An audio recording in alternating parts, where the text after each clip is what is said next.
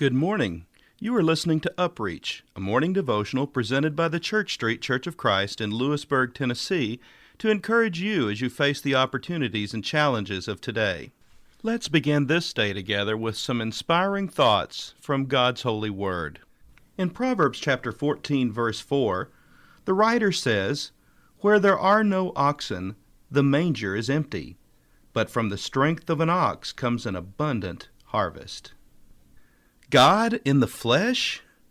It is so difficult for our finite minds to fully comprehend this concept, that a sovereign God, so limitless in power and authority, would stoop so low as to send His only begotten Son into a world plagued by the sin of humanity.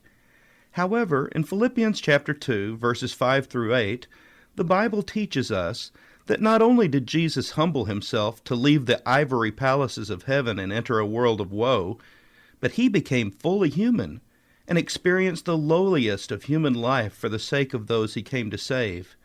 Amazingly, when Jesus came into this world, He chose to be born in a most unusual place, a barn where the beasts of burden were kept. As an infant, He was placed in a manger. A feeding trough was His bed. This place was no more than a livery stable with goats, oxen, and other livestock animals. Now there is a distinctive characteristic about a place like this. It is filled with odors and refuse from the animals. It was certainly no palace, and certainly no place one would expect to find the King of Kings. But God seems to work best in unexpected situations and in even the most unpleasant of circumstances. As the proverb we have read so clearly states, "Where there are no oxen, the manger is empty." What is this proverb really saying to us today? I believe it is saying that in order for Jesus to be present, we must be prepared to deal with the unexpected and invite those things that bring with them messes to clean up. God works among the messy things in our lives, and from these messes comes an abundant harvest. This is what He did with all His highly used servants in the Bible. God is filled with paradoxes. Why can't life be seamless and smooth? Maybe it is because God likes to reveal Himself in the midst of the messes of life. This is what brings us into the harvests. So often the bigger the mess, the bigger the harvest. Have you driven in an area lately where there is a major road construction project taking place? A crowded city street, perhaps, where all appears to be absolute chaos?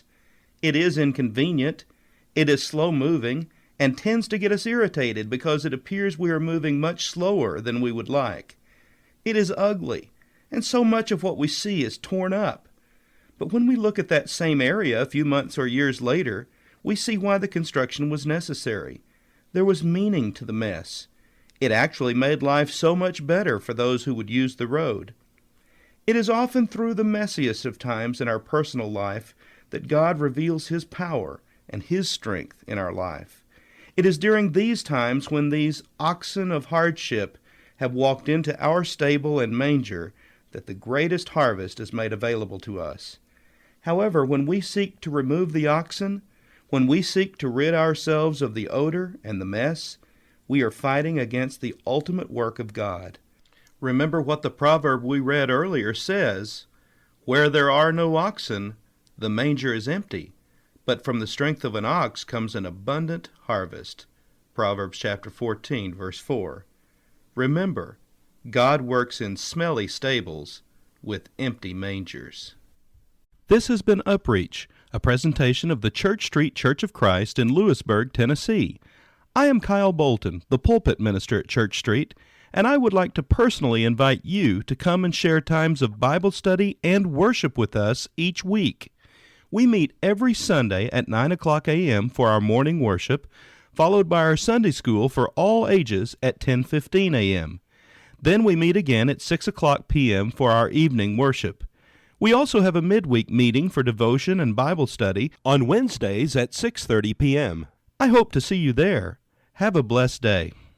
Shine down your light on me, let the people see that in your presence darkness flees. Father of light, shine down on me.